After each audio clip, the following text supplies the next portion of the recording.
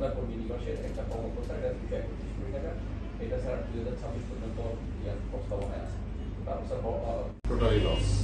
আমার মনে হয় আপনারা যারা প্রকৌশল বিভাগে আছেন ছিলেন বা থাকতেন তাদের এই বিষয়গুলা হয়তো আপনি এখন তাৎক্ষণিকভাবে শুরু করলেন বাহবা দিবেন, বাহ সুন্দর উনি শুরু করে দিচ্ছেন, চমৎকার, আগে এগিয়ে যাক।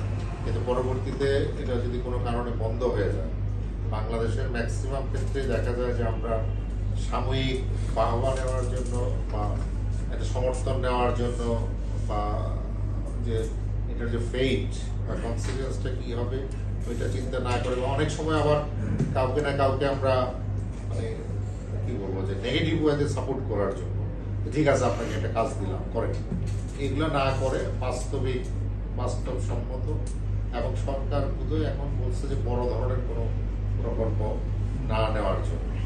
এই জিনিসগুলো আরেকটা হচ্ছে যে আমরা ছোটো প্রকল্প নিয়েও কিন্তু অনেক বড় ধরনের কাজ করা যায়।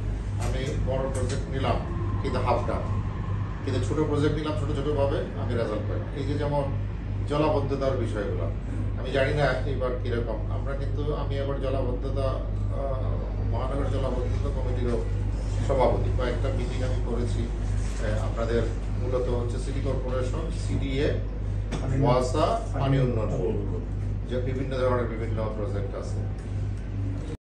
পক্ষ থেকে চট্টগ্রাম সিটি কর্পোরেশনের পক্ষ থেকে আমি স্যারকে স্বাগত জানাচ্ছি।